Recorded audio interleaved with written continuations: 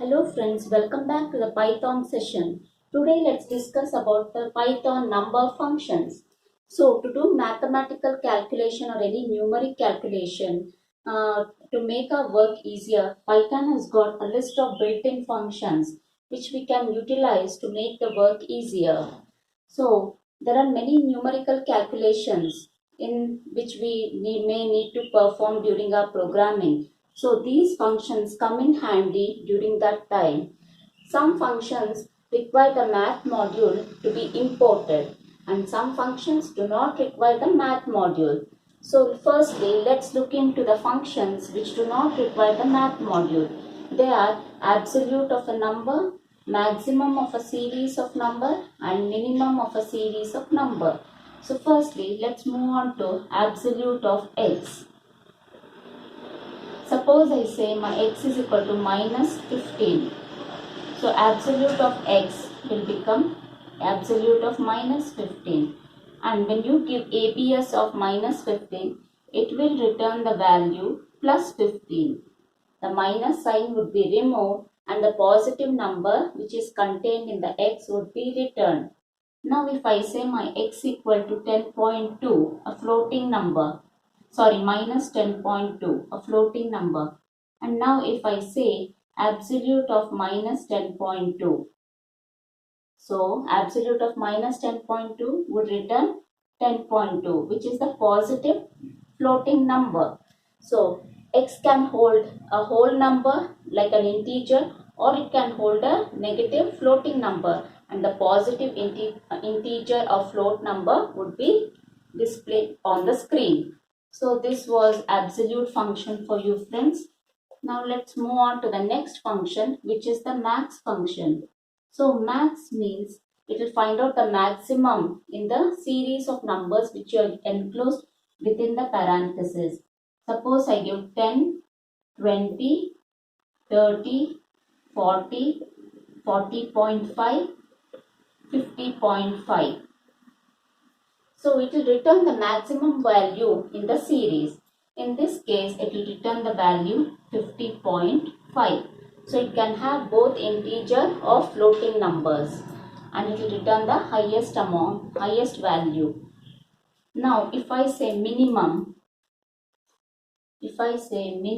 of the numbers present in the series enclosed within parentheses, it will return 10, as 10 is the least number present in the series. So this was absolute, max and minimum functions which do not require importing the math module. Now friends, let's move on to the functions which require the math module to be imported. So for that, we have to import the math module initially. And now if I say x equal to 10.2 and I say one of the print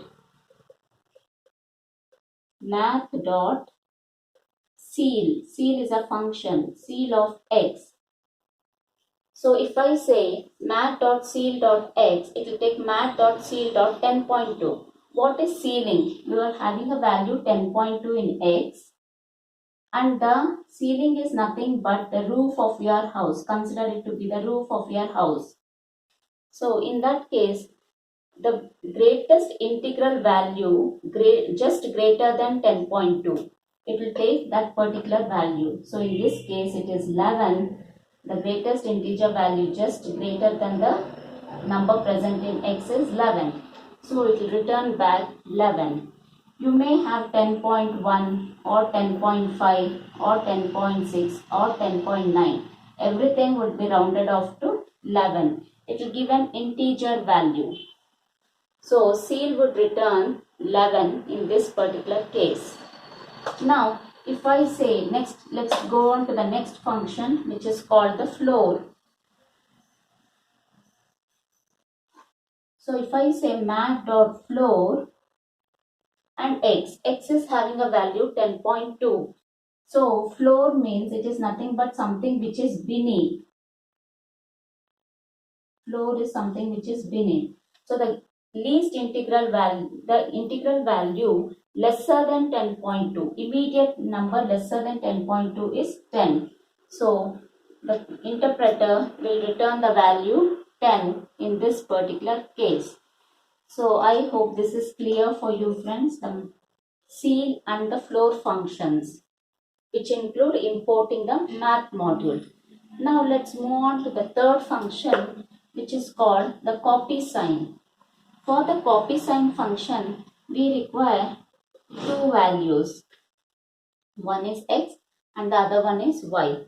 Now if I say print math dot copy sign x comma y. In this case, x will take the value 10.2 and y will take the value minus 5. And what does copy sign return? It returns the value of x, that is 10.2, but it will append it with the sign of y, that is minus. So it will return minus 10.2.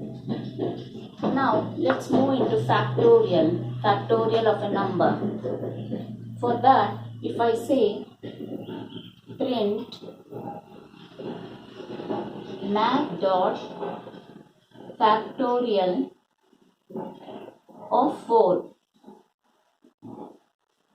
in that case it will print the factorial of the number 4. So factorial of 4 is nothing but 1 into 2 into 3 into 4, which is equal to 24. So it will return the value 24. So that was factorial function, friends. Now let's move on to the next function, which is called the square root function. So for that we have to specify math dot square root of 9. Suppose I give 9. So square root of 9 is nothing but 3. So the value 3 would be printed on the console, since it will display it in the float notation, not an integer notation. It will display in the float notation. Now let's move on to one more function called the power. It requires two values, x and y. X I take it as 2, y I take it as 3. Now if I say math dot power of x comma y, if I print this value, it will give the value 2 to the power of 3. So what is 2 to the power of 3? That is equal to 8. So it will return the value 8 in this particular case. And now let's move on to the GCD of a number. GCD of two numbers, sorry.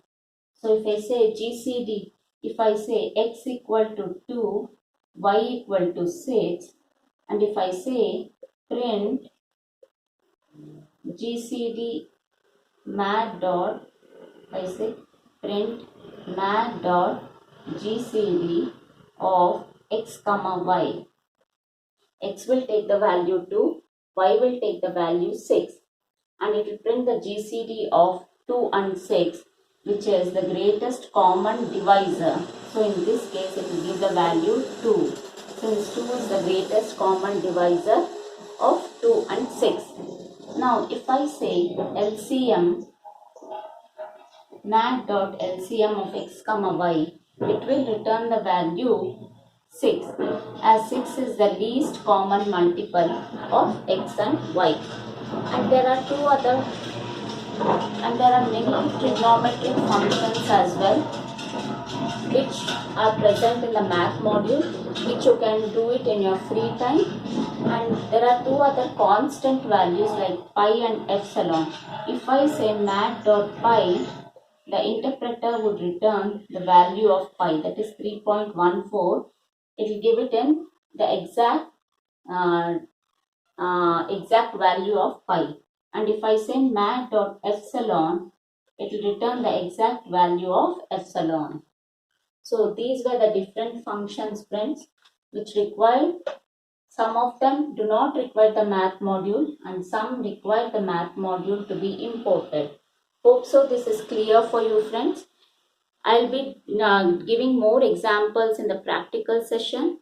If you have any doubts, please do let me know in the comment section. If you like my video, please click on the like button and subscribe to my channel to get notifications of my new videos. Till then, see you. Bye bye.